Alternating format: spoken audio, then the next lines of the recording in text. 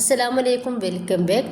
കുഴക്ക് പരത്തെ ചെയ്യാണ്ട് ഈസി ആയിട്ട് ചെയ്തെടുക്കാൻ വേണ്ടിയിട്ട് പറ്റിയ നല്ല ടേസ്റ്റി ആയിട്ടുള്ള ഒരു റെസിപ്പി ആയിട്ടാണ് വന്നിട്ടുള്ളത്. ഇത് നമുക്ക് രാവിലെയോ വൈകുന്നേരങ്ങളിലോ അതുപോലെ തന്നെ രാത്രിയിലോ ചെയ്തെടുക്കാൻ വേണ്ടിയിട്ട് പറ്റിയ ഒരു കിടു റെസിപ്പിയാണിത്. അപ്പോൾ നമുക്ക് വീഡിയോയിലേക്ക് പോവാം. വീഡിയോ ഒന്ന് കണ്ടുനോക്കാം.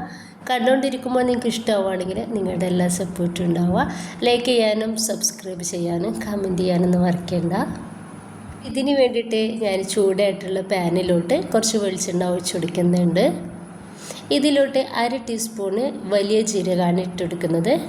ജീരകം നന്നായിട്ടൊന്ന് പൊട്ടി വന്നതിന് ശേഷം ഞാനിതിലേക്ക് ഇട്ടെടുക്കുന്നത് കുറച്ച് എല്ലില്ലാത്ത ചിക്കൻ്റെ പീസസ് മാഗ്നേറ്റ് ചെയ്ത് വെച്ചിട്ടുണ്ടായിരുന്നു. കുറച്ച് മുളക് പൊടി, മഞ്ഞൾപ്പൊടി, ഉപ്പ് എന്നിവയെല്ലാം ചേർത്തിട്ട് ഒന്ന് മിക്സാക്കി വെച്ചിട്ടുള്ള ചിക്കനാണ്. ഈ ഒരു ചിക്കന് നമുക്കൊന്ന് ഫ്രൈ ആക്കി എടുക്കാം. വളരെ കുറഞ്ഞ എണ്ണയിലാണ് നമ്മൾ ഈ ചിക്കൻ റെഡിയാക്കി എടുക്കുന്നത്.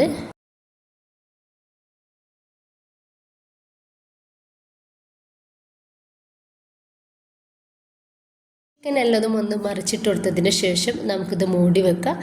നമ്മൾ മൂടി വെച്ചിട്ട് വേഗത്തിൽ ഇതൊന്ന് റെഡിയാക്കി എടുക്കാം. അപ്പോൾ ഈ ചിക്കനിൽ വെള്ളമൊക്കെ നന്നായിട്ട് വന്നിട്ടുണ്ട്.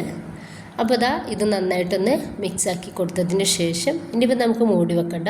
മൂടി വെക്കാതെ തന്നെ നമുക്കിത് റെഡിയാക്കി എടുക്കാവുന്നതാണ്.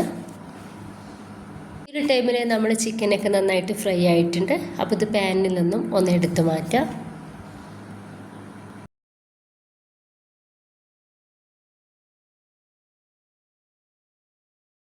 ഇനിയിപ്പോൾ ഞാൻ എടുത്തിട്ടുള്ളത് കോളിഫ്ലവറാണ്. അതൊന്ന് വേവാക്കി എടുത്തതിന് ശേഷം ഇതിലോട്ട് മഞ്ഞൾപ്പൊടിയും ഉപ്പും മുളകും പൊടിയും ഒന്ന് മിക്സാക്കി എടുത്തിട്ടുള്ളതാണ്. അതാണ് ഇട്ടെടുത്തിട്ടുള്ളത്.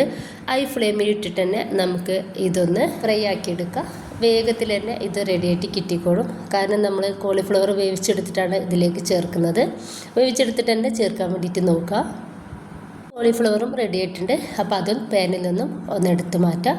അതിന് ശേഷം ഞാൻ ഈ പാനിലോട്ട് കുറച്ച് എണ്ണ ഒഴിച്ചെടുത്തിട്ടുണ്ടായിരുന്നു. വെളിച്ചെണ്ണയാണ്. അതിലോട്ട് വെളുത്തുള്ളി ചതച്ചതാണ് ഇട്ടെടുത്തിട്ടുള്ളത്. അതൊരു ടീസ്പൂണ് എടുത്തിട്ടുണ്ട്. ഇനിയിപ്പോൾ അത് നന്നായിട്ടൊന്ന് റെഡിയാക്കി എടുത്തതിന് ശേഷം ഇതിലോട്ട് ഞാൻ എടുത്തിട്ടുള്ളത് കുറച്ച് ഉരുളക്കിഴങ്ങ് ചെറുതാക്കിയിട്ട് കട്ടാക്കി എടുത്തിട്ടുള്ളതാണ്. ഒപ്പം തന്നെ കുറച്ച് സവോള ചെറുതാക്കിയിട്ട് കട്ടാക്കിയതും അതും എടുത്തിട്ടുണ്ട്. ഇനി നന്നായിട്ടൊന്ന് മിക്സാക്കി എടുക്കാം. നമ്മുടെ കയ്യിൽ എന്താണുള്ളത് അത് വെച്ചിട്ട് നമുക്കിത് ചെയ്തെടുക്കാവുന്നതാണ്. ചിക്കൻ ഉണ്ടെന്നുണ്ടെങ്കിൽ അങ്ങനെ ചെയ്യാം. അതല്ല കോഴിമുട്ട വെച്ചിട്ടാണ് നമ്മൾ ചെയ്യാൻ നിങ്ങൾക്ക് ഇഷ്ടം വന്ന് വെച്ചെങ്കിൽ അങ്ങനെ എടുക്കാവുന്നതാണ്. ഇനിയിപ്പോൾ ഇതിലോട്ട് കുറച്ച് കറിവേപ്പിൻ്റെ ഇലയും ഉപ്പും മഞ്ഞൾപ്പൊടിയും അതുപോലെ തന്നെ മുളക് പൊടിയും കുറച്ച് മല്ലിപ്പൊടി കൂടി ഇതിലേക്ക് ചേർത്തിട്ടുണ്ട്. ഇനിയിപ്പോൾ നന്നായിട്ടൊന്ന് മിക്സാക്കി എടുക്കുക. ഇപ്പോൾ ചിക്കനും കോഴിമുട്ടയൊന്നും ഇല്ല എന്നുണ്ടെങ്കിൽ നമ്മുടെ കയ്യിൽ ഏത് വെജിറ്റബിൾസ് ആണുള്ളത് അത് വെച്ചിട്ടും നമുക്കിത് ചെയ്തെടുക്കാവുന്നതാണ്. ഇനിയിപ്പോൾ നമുക്ക് ഇതൊന്ന് മൂടി വെച്ചെടുക്കാം. നമ്മുടെ ഉരുളക്കിഴങ്ങും സവാളും വേവായപ്പോൾ അതിലോട്ട് നമ്മൾ ഫ്രൈ ആക്കി വെച്ചിട്ടുള്ള കോളിഫ്ലവറും ചിക്കനും ഞാൻ ജസ്റ്റ് മിക്സിയുടെ ജാറിലിട്ടിട്ട് ഒന്ന് ക്രഷ് ചെയ്തെടുത്തിട്ടുണ്ടായിരുന്നു. അതും കുറച്ച് മല്ലിയുടെ ഇല കൂടി ഇതിലേക്ക് ചേർത്തിട്ടുണ്ട്. ഇനിയിപ്പോൾ നമുക്കിത് നന്നായിട്ടൊന്ന് മിക്സാക്കി എടുക്കാം.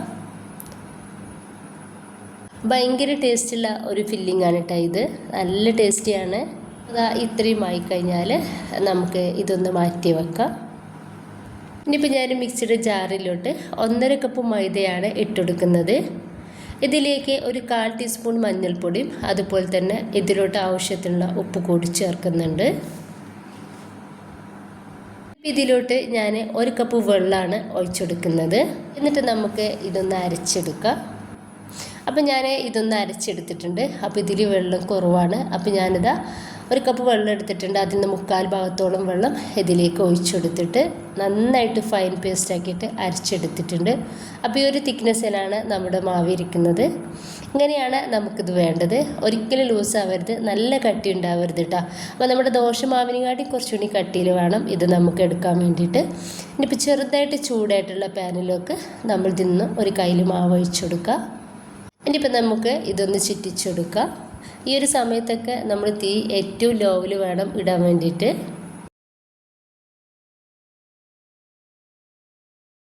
എന്നിട്ട് ഏറ്റവും ലോ ഫ്ലെയിമിൽ ഇട്ടിട്ട് തന്നെ നമുക്ക് ഈ ഒരു ദോശ റെഡിയാക്കി എടുക്കാവുന്നതാണ്.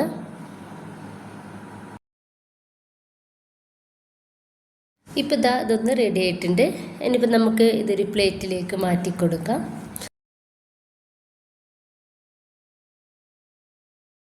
ഇപ്പം ഞാൻ 6 ഇത് വെച്ചിട്ട് ചെയ്തെടുത്തിട്ടുള്ളത്. ഇനിയിപ്പോൾ ഞാനിതാ കുറച്ച് മൈദ വെള്ളത്തിലൊന്ന് കലക്കിയെടുത്തിട്ടുണ്ട്. അപ്പോൾ ഒരു ദോശയുടെ എല്ലാ സൈഡിലും ഇതുപോലെ തന്നെ ഒന്ന് തേച്ച് കൊടുക്കുക.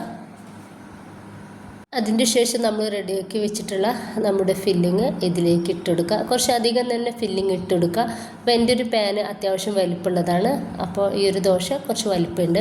അപ്പോൾ അതുകൊണ്ട് തന്നെ ഞാൻ കുറച്ചധികം തന്നെ ഫില്ലിങ് ഇട്ടെടുത്തിട്ടുണ്ട്. ഇനിയിപ്പോൾ നമുക്കൊരു സൈഡിൽ നിന്നും ഇതുപോലെ ഒന്ന് മടക്കി കൊടുക്കുക. മറ്റേ സൈഡിൽ നിന്നും മടക്കി കൊടുക്കുക. അപ്പോൾ ഇതുപോലെ ഒന്ന് റെഡിയാക്കി എടുത്തിട്ടുണ്ട്. ഇങ്ങനെ തന്നെ നമുക്ക് ചെയ്തെടുക്കാവുന്നതാണ്. ഇനിയിപ്പോൾ ഞാൻ നന്നായിട്ട് ചൂടായിട്ടുള്ള പാനിലേക്ക് കുറച്ച് വെളിച്ചെണ്ണ ഒഴിച്ചെടുത്തിട്ടുണ്ട്. അതിലേക്ക് ഞാനിത് വെച്ചെടുക്കുകയാണ്. നന്നായി ഹൈ ഫ്ലെയിമിൽ തന്നെ തീയിടുക. എന്നിട്ട് നമുക്കിതൊന്ന് ഫ്രൈ ആക്കി എടുക്കുക. വളരെ കുറഞ്ഞ വെളിച്ചെണ്ണയിലാണ് നമ്മളിത് റെഡിയാക്കി എടുത്തിട്ടുള്ളത്. ഇത് ബട്ടറിലും ഓയിലൊക്കെ നിങ്ങൾക്ക് ഉണ്ടാക്കാവുന്നതാണ്.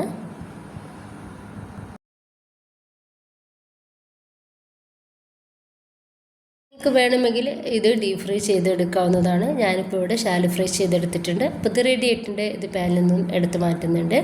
അപ്പോൾ മുഴുവനായിട്ട് തന്നെ ഞാനിതുപോലെ ഒന്ന് റെഡിയാക്കി എടുത്തിട്ടുണ്ട്. നല്ല ടേസ്റ്റിയാണ് ഇത് കഴിക്കാൻ വേണ്ടിയിട്ട്. എന്താണെന്നുണ്ടെങ്കിൽ നമുക്കിത് സിമ്പിളായിട്ട് ഉണ്ടാക്കിയെടുക്കാവുന്നതേ ഉള്ളൂ. നിങ്ങളുടെ എല്ലാവരും തീർച്ചയായിട്ടും ഉണ്ടാക്കി നോക്കുക. നിങ്ങൾക്ക് എന്തായാലും ഇഷ്ടമാവും. അടിപൊളി ടേസ്റ്റാണ്. ഇഷ്ടമായിട്ട് നിങ്ങളുടെ എല്ലാ സപ്പോർട്ടും ഉണ്ടാവും കേട്ടോ. ലൈക്ക് ചെയ്യാനും സബ്സ്ക്രൈബ് ചെയ്യാനും കമൻറ്റ് ചെയ്യാനൊന്നും മറക്കണ്ട. ഇൻഷാ അല്ലാഹ്. Okay bye.